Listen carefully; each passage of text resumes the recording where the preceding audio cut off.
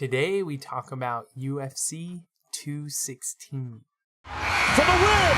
He did it! Now you're in my world, sucker. Oh, God. Yeah, I know nothing. For those of you who don't really know,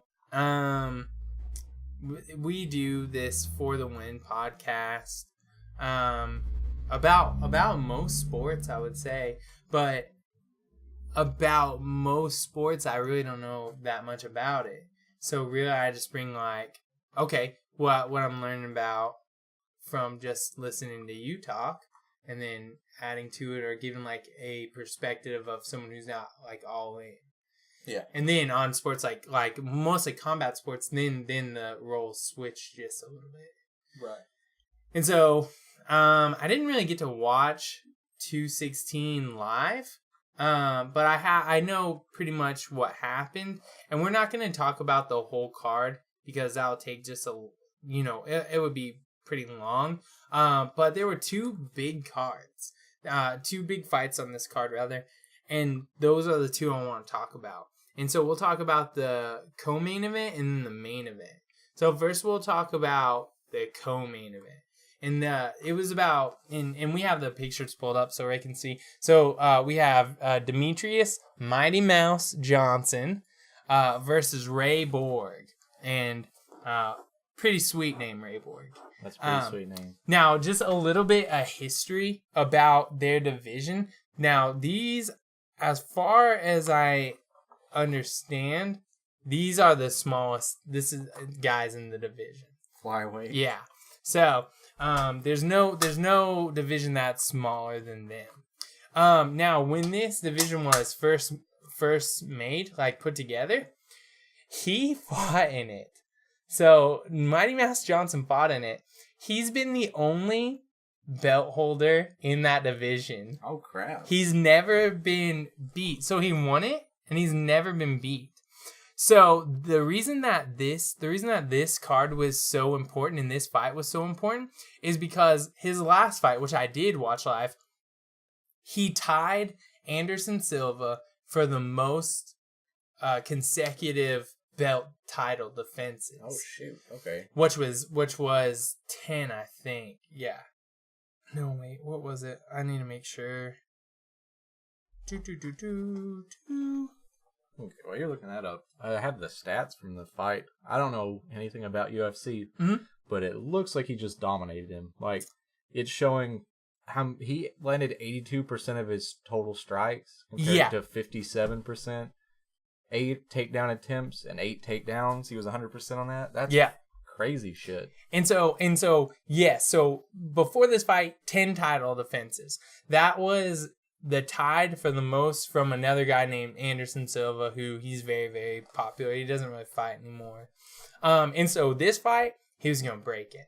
He was like, because they keep asking him like, okay, you tied with, you have the tied with the longest reigning title defense. What are you going to do next? Are you going to move up in weight? Because as he at this point has made history. However, a lot of people, my opinion, he is number one, the best pound for pound fighter in the world. He really is. Yes, like he is the best pound for pound fighter in the world. And so what happens is people are like, okay, well, let's move up in weight. Let's get him. He's not very popular. He's not like, to me, it's crazy because he's a smaller guy. He's dominated his division. There's not a lot of people who are coming after him, you know? Mm-hmm.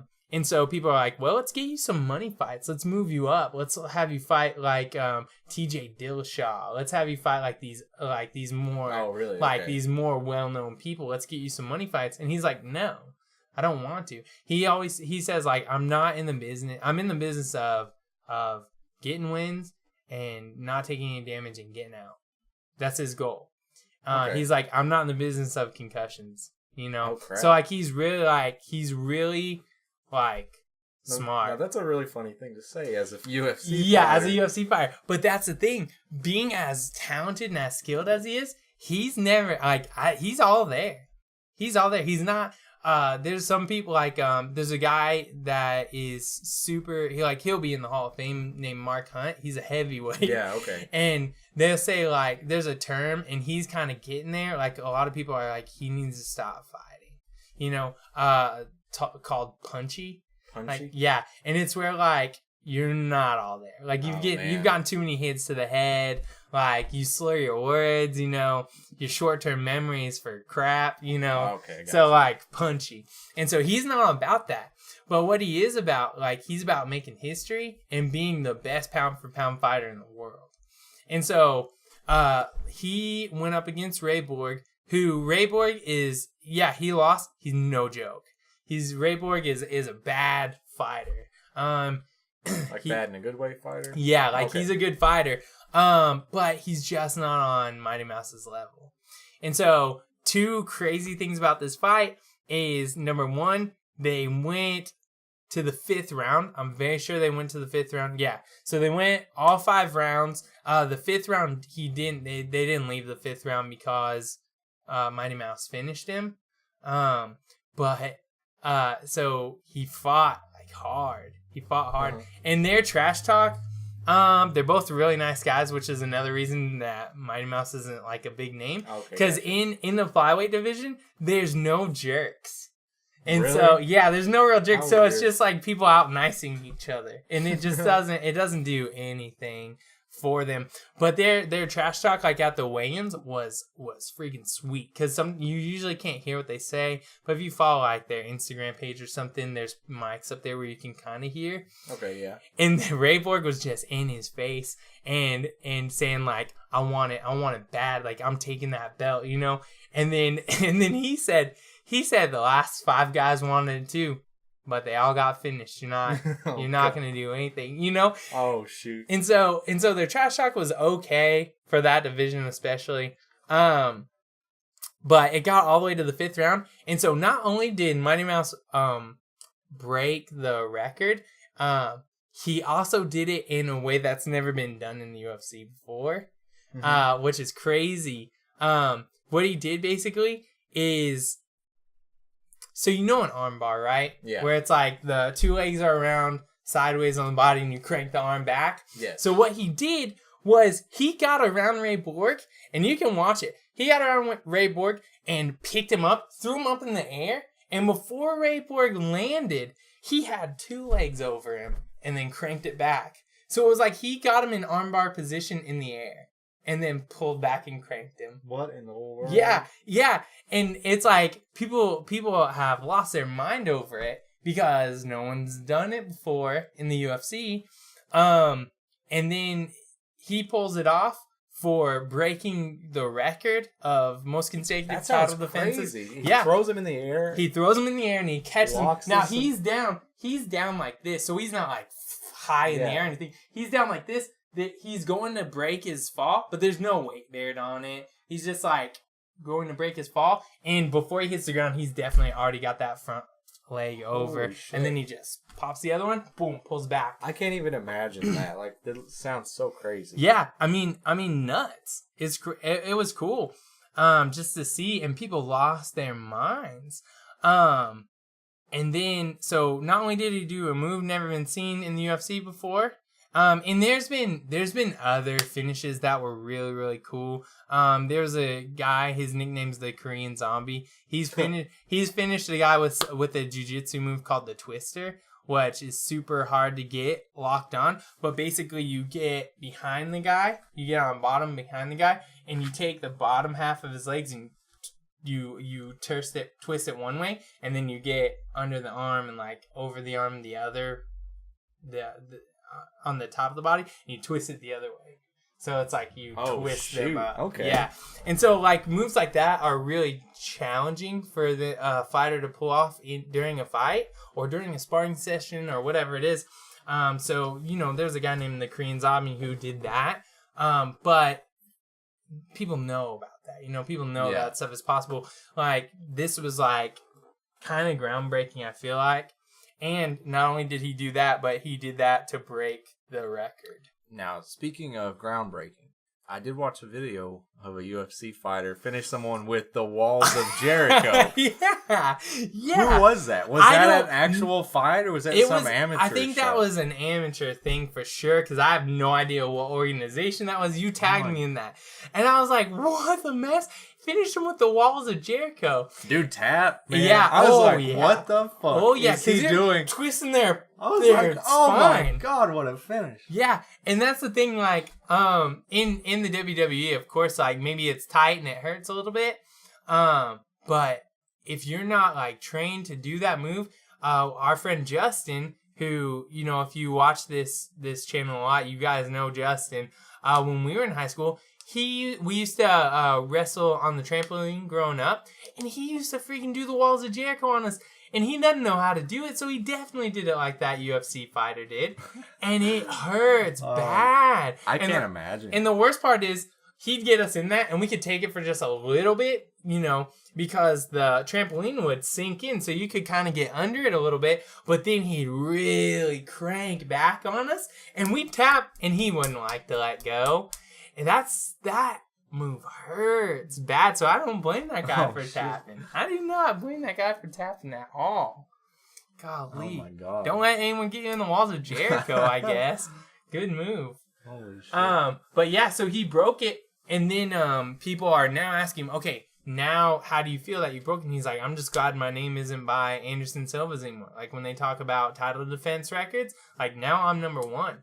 And so that, okay, you broke it. Are you going to go up, man? We're ready for you to fight some other guys. And he said, hell no, I'm not going up. You want me? He looks right in the camera. He says, you want me to do those? Pay me lots of money. Pay me a lot of money to do them. Because what I'm doing now is like that Joanna Young Jacek chick. Yeah. She's coming up on that title defense. She's a beast in her division. And so he's just like, what my goal is now is not only to set the record and break the current record, set a new record, but just set the bar super high so that people don't even think that they can beat it. Like, that's his goal. Oh, wow.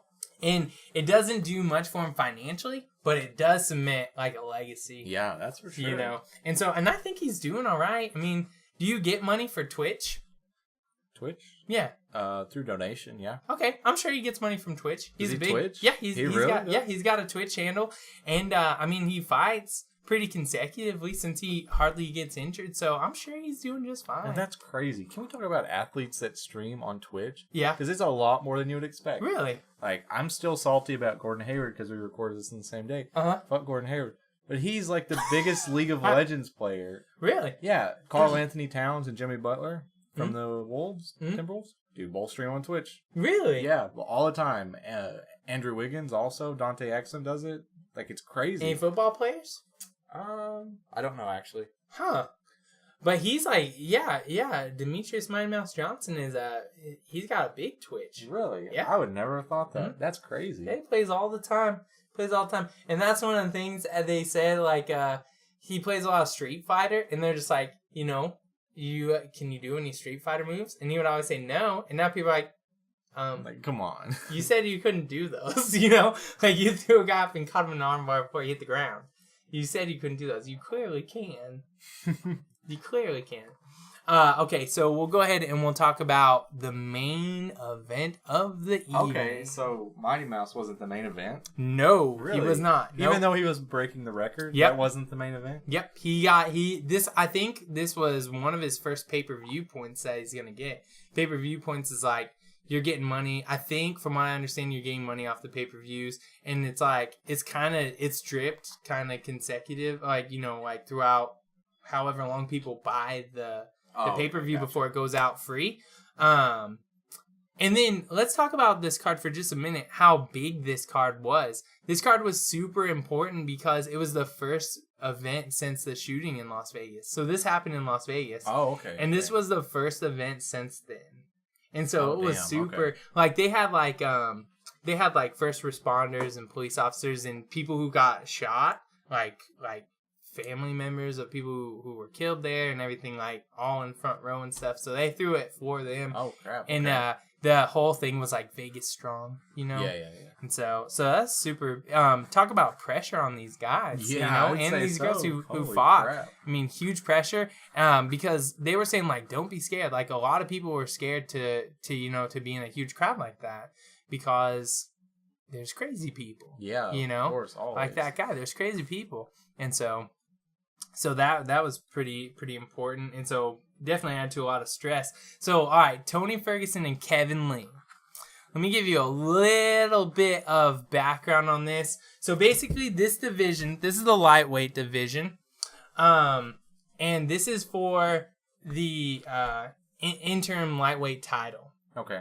So the interim title is not the real title because the real title is held up by freaking Conor McGregor. Oh, so this okay. is one of this is his weight class. Well, he's got this one, and he's got 2 weight class belts. Okay. So he's got this one, and then the level under it in weight class. So he's got this one and the other one. But clearly he hasn't been defending these belts. Yeah, of course. Which, don't get me wrong, anyone who's listening to this, I love Conor McGregor. Like, I really, really do like him a lot, and I definitely bought that Floyd Mayweather fight. I got the hat to prove it. It says May Mac on it. But you have that hat? Yeah. Oh, God. It came because I bought it, so they sent it to me. And by the way, UFC, I bought that fight, and you guys gave me 1 month free of Fight Pass, and then after that, I went to click on it. The month was over. It was done. So when I clicked on it, UFC, it said, okay, it's over. All right. So I put it down, and I hadn't bought it since. So I never clicked on it. And then I go looking on my charges on my bank account, and I see $10 deducted for the UFC. I go to click on it. Sure as shit, it's there. I have UFC Fight Pass for a month, and I had no idea. I hadn't been using it. Man. I did not order it. You took it from my account, so we cancel it and watch it, and I may buy it again. But man, that's some kind of shady stuff because we didn't even. I bought 1 fight UFC, but anyway, so but yeah, I got it one more time. But so this fight. This is for the interim title. So basically, they say, and Conor holds so many cards now that he's like the biggest star they have, especially since John Jones failed his drug test. Which, by the way, they're starting to say maybe maybe he really didn't do that. But come on, I don't know. I think he did, man. But anyways, so Conor McGregor is his biggest star, and they say, okay, winner of this fight, they're the interim belt holder. They need to unify the belts. So his next fight's got to be with one of these 2 guys. I don't know. I'll see. I'll believe it when I see it. Oh, really? McGregor's got to fight. Yeah. The winner of this. Okay. And so I think, okay, well, I'll believe it when I see it. So, anyways, these guys. What happened is Kevin Lee. He gets a fight over Michael Chiesa, who is a super legit jiu-jitsu guy. And Kevin Lee gets Michael Chiesa's back and chokes him out. Now, the ref of that fight, he messes up. The ref of that fight messes up because Chiesa wasn't out all the way, and he didn't tap. Okay. But the ref stopped the fight. Oh, stopped gotcha. it. And so Kevin Lee wins, and the thing is that, was Chiesa going to go out? Yeah, he definitely was. But he's not getting knocked out. He was getting choked out, which has no long-term effects on you at all. You just fall asleep. That's it. So, there was a little bit of controversy. There was a lot of controversy because Chiesa said, I've been in water that deep before, and I've been able to get out. They shouldn't have stopped that fight until I was all the way out. His arms were straight out. He wasn't fighting. He was going out. But because of that, there was a lot of controversy on him. So he's like, no, I won that. And a lot of people agree he did win that for sure. But because the ref didn't let him go out, right. There's all that. So anyways, after that fight, he goes on the Fox broadcast, which is done by, sometimes they have UFC fighters doing their broadcast. Tony Ferguson's on there. Tony Ferguson is, this is the first time I've ever seen him be a broadcaster on there, is doing his interview. And Kevin Lee, coming off this win, starts talking mad trash to Tony Ferguson. Oh, crap. Okay. And he's saying, Tony Ferguson was like, you got DDT'd. How badly were you hurt? And he said, listen, can we get a real journalist on here? I can't handle this guy. I don't even know what a DDT is. He's just like, you're making up stuff, or whatever. And Tony Ferguson, of course, he's a fighter. So he's just like, listen, dude, your next fight isn't with me. Like, you're not on my level. You're not good enough to fight me, Shoot. And so it builds up all this hype. Now they're fighting each other for this interim title. Yeah. Okay. And so, anyways, there's a lot of trash talk. There's a lot of, Tony Ferguson's, they both graduated college the same place. Okay. So they knew each other. Tony Ferguson feels like in UFC he doesn't get the respect that he deserves. And Kevin Lee, with the way he looks, with the way he fights, with the way he talks, UFC is in desperate need of popular people. So a lot of people are putting their bags, their eggs in the Kevin Lee bag. Yeah. So anyways, there's a lot of good trash talk on it, and finally they fight, and right away, the announcers, the commentators, right away they're like, "What is on Kevin Lee? That's definitely staph. Kevin Lee has a staph infection, and it's bad." Kevin Lee has a bad he has a bad staph infection on fight You can night. fight with the staph Oh yeah, infection? you can. Gross. It is really That's gross. Now, here's the thing. So now they got to fight. And what I understand about staph infection is anything can make it go bonkers. Yeah. Okay. So he had a weight cut. His weight cut was bad. He almost didn't make weight because he had a staph infection. He had huge red marks all over his chest because of a staph infection. And one thing I hear about staph infection is it zaps your cardio. Like, it tires you smooth out. Yeah, it tires you out. It makes you weak.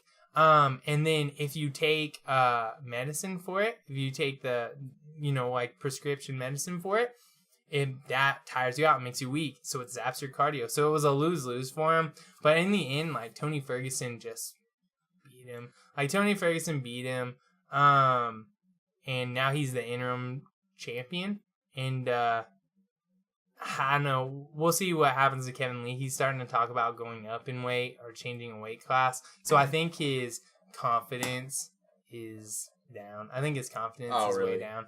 Yeah, and his confidence is down. He's talking about moving divisions. And Tony Ferguson is the interim title champion. And he is ready to fight Conor McGregor. No, he's not. Yeah, he is. He's going after him. And I don't think he's doing it the right way.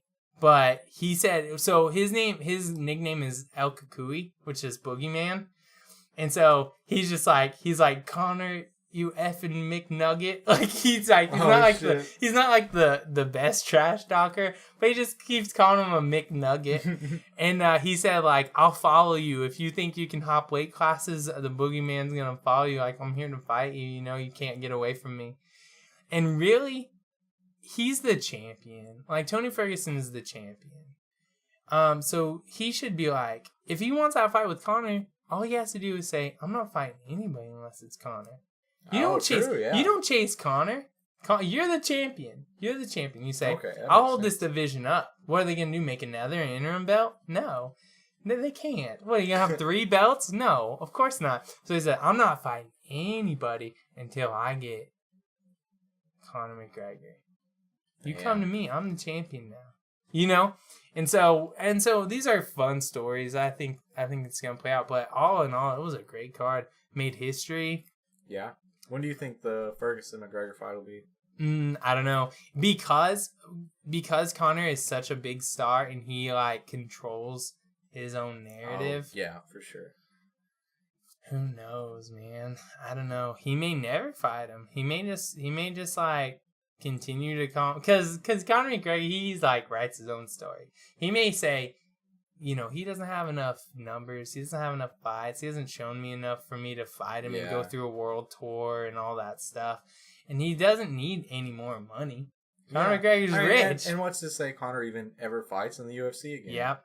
And that's what Dana White, the president, always says, okay, he definitely wants to fight. And he wants to fight this year.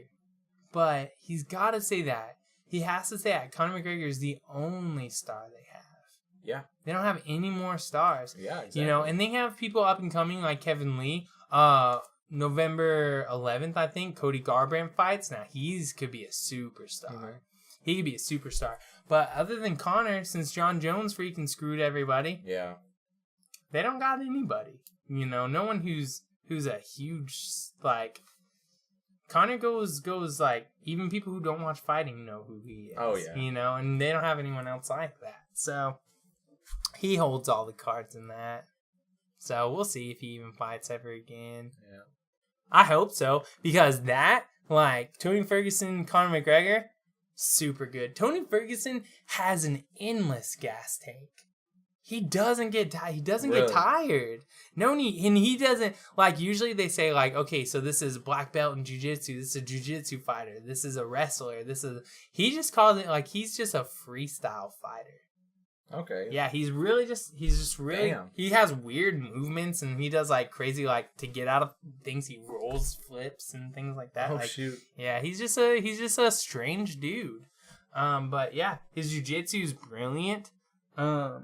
He calls his elbows the knives, bringing out the knives. Yeah, because he'll just cut people over. But yeah. So no, UFC 216 history making, super important for the city of Las Vegas, and all in all, it's a pretty good card. I liked it. That's good. That's good. What's the next fight date? The next pay-per-view is, I think, November 11th. And that one I think has 3. Yeah, it has 3 title fights in it. It has Joanna Jędrzejczyk. Okay. She's fighting in it. It has Cody Garbrandt, TJ Dillashaw, which that one's got a lot of drama in it, which you already know a little bit about. A little bit about it, yeah. And then there is light heavyweight, I think they are. It's got a guy, GSP George St. Pierre. Okay, yeah. Who he is coming out of retirement. He's been gone for a long time. Versus I can't think of his name right now. Oh man, what is his name right now? Michael Bisping. I'm sorry, guys. Michael Bisping, who's the champion in that weight class right now. And those two are starting to hate each other for real. Really? Like the last 2 stare downs that they've had, because they do a world tour. Last 2 stare downs, they've both put their hands on each other. Oh crap! And that's like, you're not supposed to do that. And I've never heard George St. Pierre cuss before, but there was like a video, and I think Dana White put it up on his Instagram, you know, kind of to hype the fight, where he was just like, man, they met up backstage, and George St. Pierre was walking away, but Michael Bisping was like, hey, mother effer, like, if you touch me ever again, like, don't you ever put your hands on me again unless we're fighting, you know? Uh-huh. And then George St. Pierre was like, listen, you little bitch, like, I'm not scared of you. I'm not scared of you, so why don't you just get on out of here or whatever, shoot. You know, like, and they're just like, it turned from like, okay, usually Michael Bisping, he's like a showman, you know? Yeah, right. But it's turning real. Like, we're like kind of like TJ Dillashaw and Cody Garbrandt, you know, like, it's turning real. So it'll be a fun night. Super fun. That's exciting. That we'll try to do a podcast during the fights. Yeah, heck yeah. Buffalo Wild Wings, I guess. Yeah, cool. If we can get all the equipment together. Yeah, heck yeah. And why don't you guys send money to us? Oh yeah. Yeah, send us some money. Some money. Yeah. You can do that. Yeah, of course. Object. We'll give you our social security numbers, our banking information, anything you want, as long as you say, if all you have to say is, I will send you money. And then we'll give you all of our personal information. There you go. Well, that's it. That's all we need. See ya.